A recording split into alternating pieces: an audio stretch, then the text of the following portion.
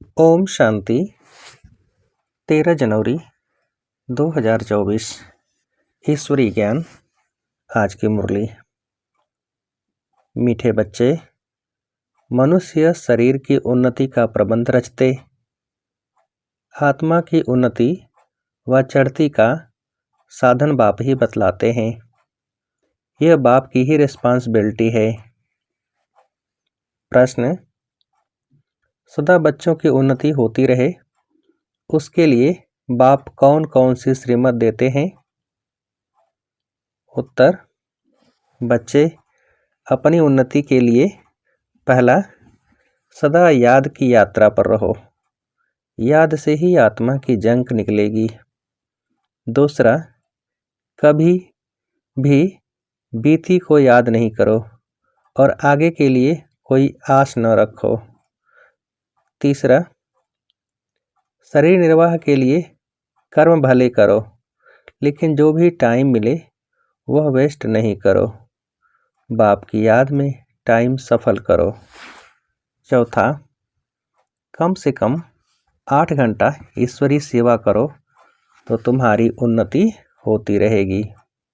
ओम शांति।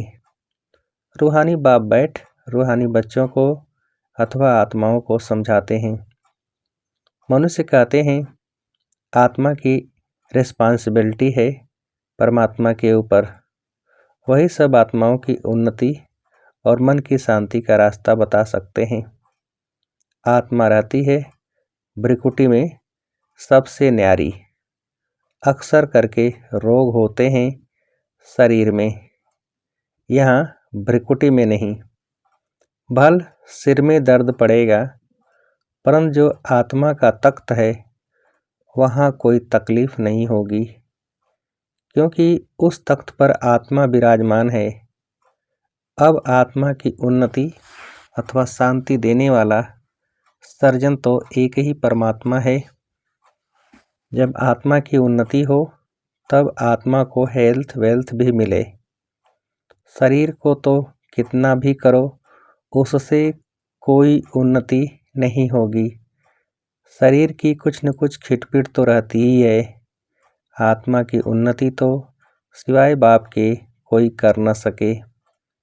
और जब और सब दुनिया में शरीर की उन्नति का प्रबंध रचते हैं, बाकी आत्मा की चढ़ती कला व उन्नति होती नहीं है। वह तो बाप ही सिखलाते हैं। सारा मदार आत्मा पर है।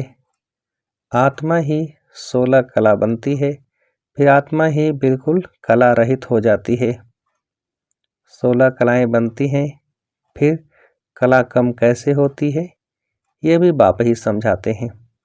बाप कहते हैं सतयुग में तुमको बहुत सुख था, आत्मा चढ़ती कला में थी, और सत्संगों में आत्मा की उन्नति कैसे हो यह बात नहीं समझाई जाती है। वह जिस्मानी नशे में रहते हैं, देह अभिमान है। बाप तुमको देही अभिमानी बनाते हैं। आत्मा जो तमो प्रधान बनी है उनको सतो प्रधान बनाना है। यहाँ सब हैं रूहानी बातें, वहाँ हैं जिस्मानी बातें। सर्जन लोग एक हार्ट निकाल दूसरा डालते हैं, उनका आत्मा से कोई ताल्लुक नहीं। आत्मा तो भ्रिकुटी में रहती है, उनका ऑपरेशन आदि कुछ नहीं होता। अच्छा, बाप समझाते हैं कि आत्मा की उन्नति तो एक ही बार होती है। आत्मा जब तमो प्रधान हो जाती है तब आत्मा की उन्नति करने वाला बाप आता है। उनके बगैर किसी भी आत्मा की चढ़ती कला हो न सके। बाप कहते हैं ये छीछी तमो प्रधान आत्माएं मेरे पास आ न सके। तुम्हारे पास जब कोई आते हैं तो कहते हैं शांति कैसे मिले अथवा उन्नति कैसे हो, परंतु यह नहीं जानते कि उन्नति के बाद हम कहाँ जाएंगे, क्या होगा। पुकारते हैं पतित से पावन बनाओ, जीवन मुक्ति धाम में ले जाओ, तो आत्माओं को ही ले जाएंगे ना, शरीर तो यहाँ खत्म हो जाएंगे। परंतु यह बातें किसकी बुद्धि में नहीं है, यह है ईश्वरी मत, बाकी वह सब है मानव मत। ईश्वरी मत से एकदम आसमान में चढ़ जाते हो, शांति धाम सुख धाम में, फिर ड्रामा अनुसार नीचे भी उतरना ही है। आत्मा की उन्नति के लिए बाप के सिवाय और कोई सर्जन नहीं। सर्जन फिर तुमको आप समान बनाते हैं। कोई तो बहुतों की उन्नति अच्छी करते हैं, कोई मीडियम, कोई थर्ड, औरों की उन्नति करते हैं। आत्माओं की उन्नति का जवाबदार है ही एक बाप। दुनिया में यह किसको मालूम नहीं है। बाप कहते हैं, इन साधुओं आदि का भी उद्धार करने मैं आता हूँ। पहले जब आत्मा आती है तो पवित्र ही आती है। अब बाप आए हैं सबकी उन्नति करने। नंबरवार पुरुषार्थ अनुसार तुम्हारी देखो कितनी उन्नति हो जाती है। वहाँ तुमको शरीर भी फर्स्ट क्लास मिलता है। बाप है ही अविनाशी सर्जन, वही आकर तुम्हारी उन्नति करते हैं, तो तुम ऊंचे ते ऊंच अपने स्वीट होम में चले जाएंगे। वो लोग मून पर जाते हैं। अविनाशी सर्जन तुमको उन्नति प्राप्त कराने के लिए कहते हैं, मामेकम याद करो तो विक्रम विनाश होंगे। बाप विश्व के बच्चों को लिबरेट करते हैं। जब तुम स्वर्ग में जाएंगे तब और सब शांति धाम में होंगे। बाप कितना वंडरफुल कार्य करते हैं, कमाल है बाप की। तब कहते हैं, तुम्हारी गत मत तुम ही जानो। आत्मा में ही मत है, आत्मा अलग हो जाए तो मत मिल न सके। ईश्वरी मत से चढ़ती कला, मानव मत से उतरती कला, यह भी ड्रामा में नूद है। वो लोग समझते हैं अभी स्वर्ग बन गया है, आगे चलकर मालूम पड़ेगा कि यह नरक है व स्वर्ग। भाषा के ऊपर कितना हंगामा करते हैं। दुखी है ना।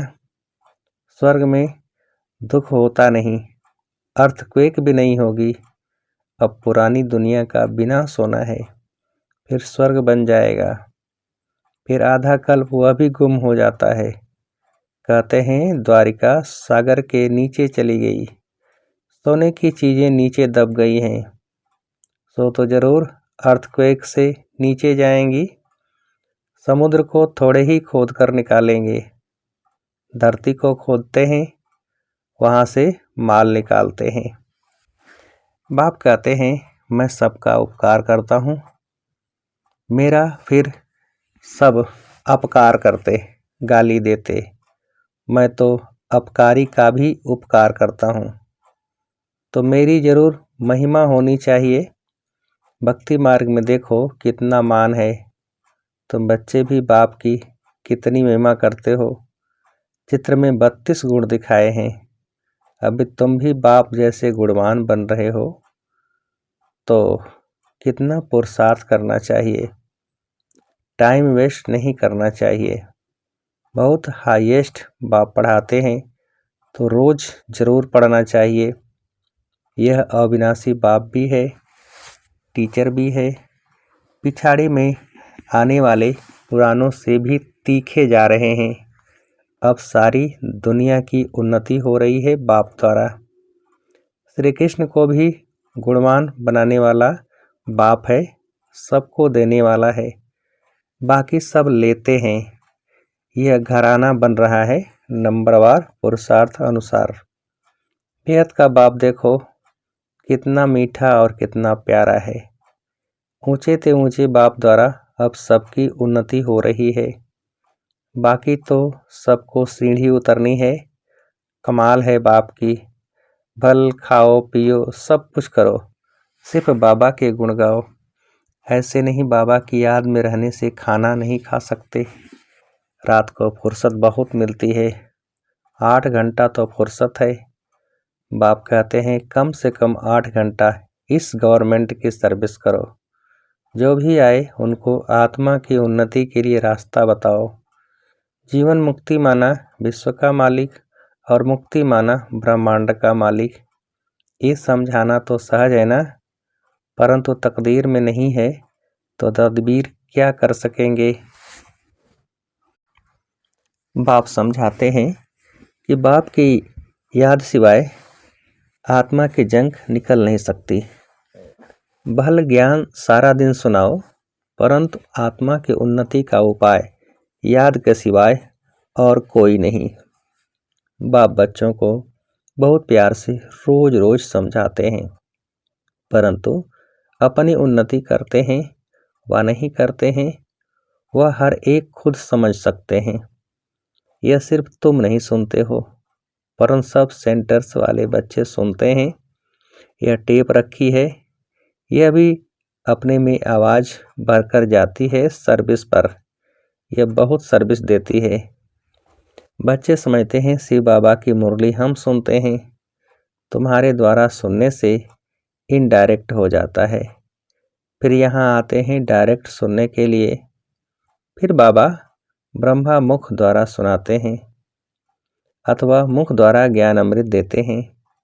इस समय दुनिया तमो प्रधान हो गई है, तो उस पर ज्ञान की वर्षा चाहिए। वह पानी की वर्षा तो बहुत होती है, उस पानी से तो कोई पावन बन नहीं सकता। यह है सारी ज्ञान की बात। बाप कहते हैं अब जागो, मैं तुमको शांति धाम ले जाता हूँ। आत्मा की उन्नति भी इसमें है, बाकी सब हैं जिस्मानी बातें। रूहानी बातें सिर्फ तुम ही सुनते हो। पदमपति भाग्यशाली सिर्फ तुम ही बनते हो। बाप है गरीब निवाज, गरीब ही सुनते हैं। तब बाप कहते हैं अहिल्याओं गणिकाओं को भी समझाओ। सतयुग में ऐसी बातें नहीं होती। वह है बेहद का शिवालय, अब है बेहद का वेश्यालय। बिल्कुल ही तमो प्रधान है, इससे जास्ती मार्जिन नहीं है। अब इस पति दुनिया को चेंज होना है। भारत में राम राज्य और रावण राज्य होता है। जब अनेक धर्म हो जाते हैं तब अशांति हो जाती है, लड़ाई तो लगती ही रहती है। अब तो बहुत जोर से लड़ाई लगेगी। कड़ी लड़ाई लग फिर बंद हो जाएगी, क्योंकि राजाई भी स्थापन हो, कर्मातीत अवस्था भी हो। अभी तो कोई कह न सके, वह अवस्था आएगी तो पढ़ाई पूरी हो जाएगी, फिर ट्रांसफ़र हो जाएंगे अपने पुरुषार्थ अनुसार। इस बम्भोर को आग तो लगनी है, फटाफट विनाश हो जाएगा। उनको खूने नाहक खेल कहा जाता है। नाहक सब मर जाएंगे, रक्त की नदियां बहेंगी, फिर घी दूध की नदियां बहेंगी, हाहाकार से जय जयकार होगी।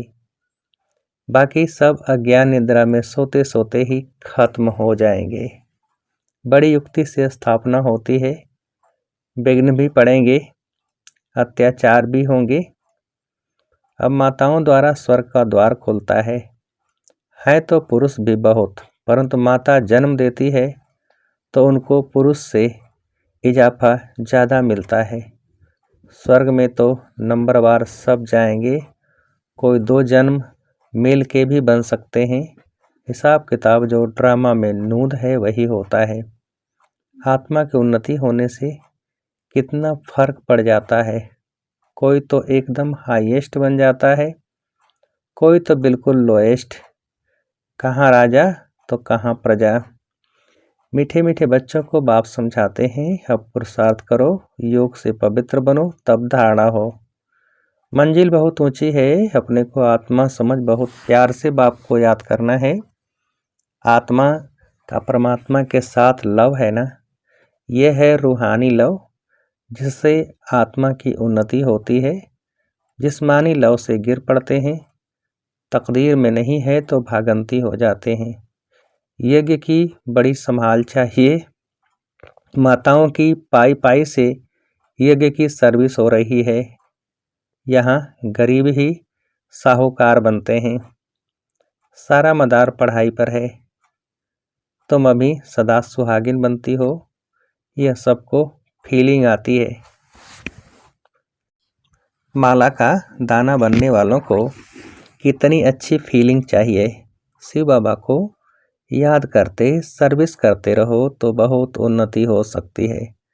शिव बाबा की सर्विस में शरीर भी न्यौछावर करना चाहिए। सारा दिन नशा रहे, यह मासी का घर नहीं है। देखना है हमने अपनी कितनी उन्नति की है। बाबा कहते हैं बीती को याद न करो, आगे की कोई आस मत रखो। शरीर निर्वाह अर्थ कर्म तो करना है। जो टाइम मिले उसमें बाप को याद करो तो विकर्म विनाश होंगे। बाबा बांधेलियों को भी समझाते हैं कि तुम्हें पति को बहुत नम्रता प्यार से समझाना है। कोई मारे तो उन पर फूलों की वर्षा करो। अपने को बचाने की बड़ी युक्ति चाहिए। आंखें बड़ी शीतल चाहिए, कभी हिले नहीं। इस पर अंगद का भी मिसाल है, बिल्कुल अडोल था। तुम सब महावीर हो, जो कुछ पास्ट हुआ उनको याद नहीं करना है। सदैव हर्षित रहना है, ड्रामा पर अटल रहना है। बाप खुद कहते हैं मैं भी ड्रामा के बंधन में बांधा हुआ हूँ, बाकी और कोई बात नहीं। श्री कृष्ण के लिए लिखा है सुदर्शन चक्र से मारा। यह सब कथाएं हैं। बाप तो हिंसा कर न सके, यह तो बाप टीचर है, मारने की बात नहीं। यह बातें सब इस समय की हैं। एक तरफ ढेर मनुष्य हैं, दूसरे तरफ तुम हो। जिनको आना होगा आते रहेंगे। कल्प पहले मिसल पद पाते रहेंगे। इसमें चमत्कार की बात नहीं। बाप रहम दिल है, दुख हरता सुख करता है, फिर दुख कैसे देंगे। अच्छा, मीठे मीठे से खेलते बच्चों प्रति माता पिता बाप दादा का याद प्यार और गुड मॉर्निंग। रूहानी बाप के रूहानी बच्चों को नमस्ते। हम रूहानी बच्चों के रूहानी बाप को नमस्ते। धारणा के लिए मुख्य सार। पहली पॉइंट, कम से कम 8 घंटा ईश्वरी गवर्नमेंट की सर्विस कर अपना टाइम सफल करना है। बाप जैसा गुणवान बनना है। दूसरी पॉइंट, जो बीता उसे याद नहीं करना है। बीती को बीती कर सदैव हर्षित रहना है, ड्रामा पर अडोल रहना है। वरदान, संकल्प बोल और कर्म के व्यर्थ को समर्थ में परिवर्तन करने वाले होली हंस भव। विस्तार, होली हंस का अर्थ है संकल्प बोल और कर्म के व्यर्थ को समर्थ में परिवर्तन करने वाले। क्योंकि व्यर्थ जैसे पत्थर होता है, पत्थर की वैल्यू नहीं रत्न की वैल्यू होती है। होली हंस फौरन परख लेता है कि ये काम की चीज़ नहीं है, ये काम की है।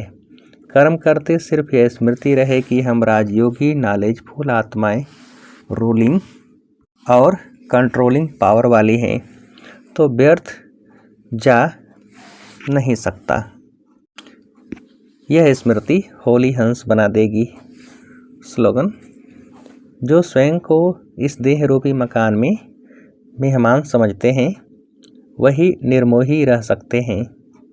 जो स्वयं को इस देह रूपी मकान में मेहमान समझते हैं वही निर्मोही रह सकते हैं। अच्छा, ओम शांति।